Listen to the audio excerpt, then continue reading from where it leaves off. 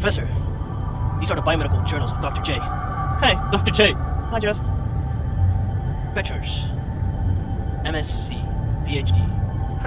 MSc, PhD, completed between the date of 13. Oh, sorry. Idiot. March, sorry. Completed between the date of 30th March 1969 and the 1st January 1972 at the Northwest Research Station within the Northwestern Iron Mine with the permission of Delta Mining Corp. Replication of selected extracts left at the disposal of mine foreman. Subject of study, genus Rycofin, whatever. Commonly grey rockworm. Yeah. Fuck that word. Aim to investigate the abnormal presence of the catalyst in the Greenland rock. Method collection of sample if indeed they can be identified correctly. Standard series of testing, observation, and discretion. Personal pronouns. Oh yeah. Upon arrival at the mining facility, I was immediately stunned by the sheet volume of fauna. Flora and fauna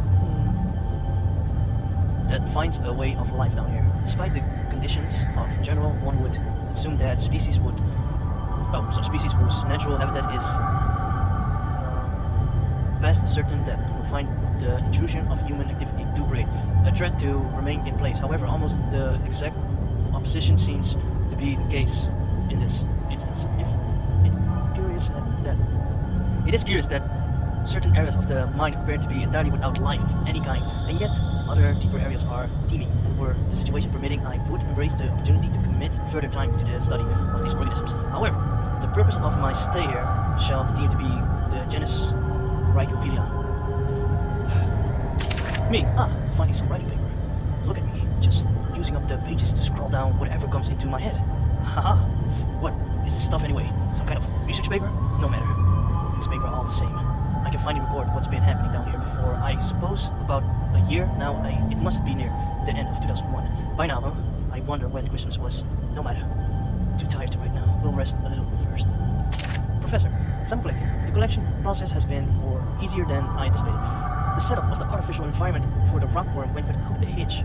The specimens themselves are so evident as to make keeping them out far more challenging than containing them. They are all of healthy size, perhaps even beyond recorded size, and I can only assume that this is due to some lack of natural predators. Down here, specimens are as follows: 3 adults in artificial habitat, 2 larval infants dead. Okay. Me, I've been down here 2 days now.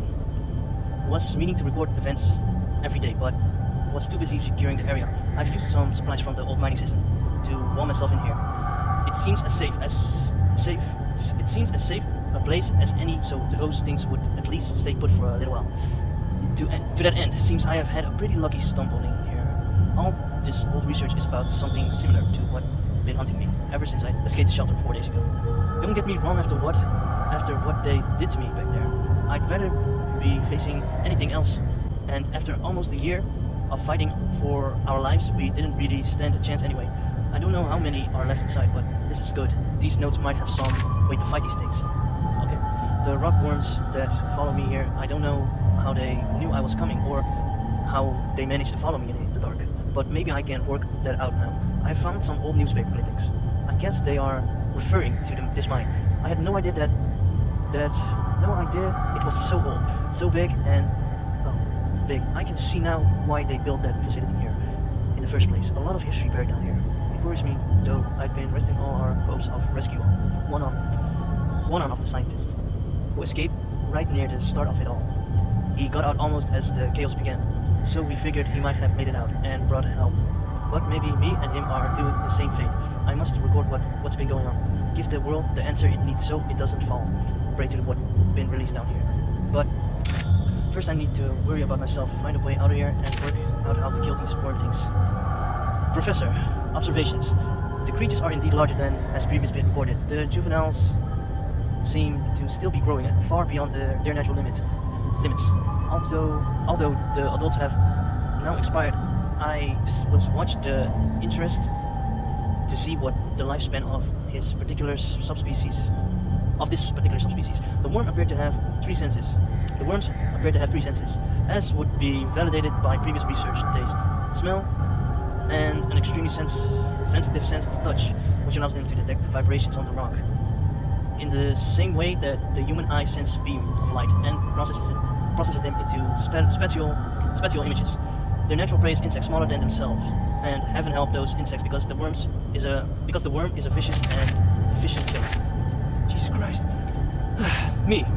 He's wrong. They have no sense of smell today. I attempted to distract them with a concoction I found lying around, but to no avail. However, it does seem that they detect movement via vibrations, which would explain how they can see in the dark. Damn, there's almost no way to escape them down here. I'm on their territory now. Lifespan is 3 days now. 3 days, and counting. I still hear them outside the wall. As an extra precaution, I've locked myself in the smaller study area, connected to the main lab room. If they get through that wall, I doubt the store will stop them, but it's better than nothing, barely. Oh, so that's why they were in there. They were chasing him. And then I came along. Well, he got out of the room eventually. Professor, conclusion, the subspecies of genus Rhyphilia is highly adapted for its environment. If released above the surface, it seems likely that it would quickly destroy the existing rockworm population, and soon after that, the population would grow to a size far outstripping its own food supplies, giving it increased in size and lifespan already due to unknown conditions. I would hypothesize that the worms, if left in such conditions for a reasonable period of time, perhaps 3,000 or 4,000 years, could grow up further 3 inches, making it a total of almost 1 foot long. However, should these conditions change or indeed magnify, physical evolution could occur far more rapidly. Finally, 12 pages, damn! Me, it's the 5th day today, and I swear they have begun to surround my location. I can't tell whether or not they have breached the wall I built, but I'm certain they have entered whatever area surrounds this room. The further looks increasingly bleak. I intended to record there, but events of the past year, in the hope that perhaps what occurred could be constant or driven away now. I realized I would write all I wanted. No one will ever make it down here to read it. So, why write this now? Good question. I have no answers. Good answer! All I do know is I'd rather take my own life than die at the jaws of those hideous monsters. Hideous monsters. I have tied a noose. Those monsters may feed on my corpse, but they won't take my life. Wow. Oh man. Go away.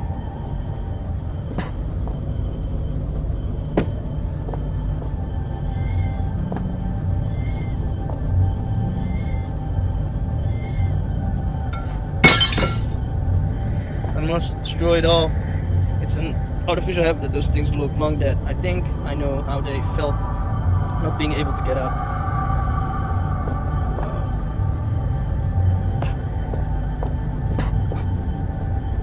There's writing scrawled everywhere, but in ultraviolet ink, definitely the product of a deranged mind. But whose? He needed to clear his mind, that's all he wanted to do. But I think he went overboard. So much death and disease down here. I suppose slugs were inevitability.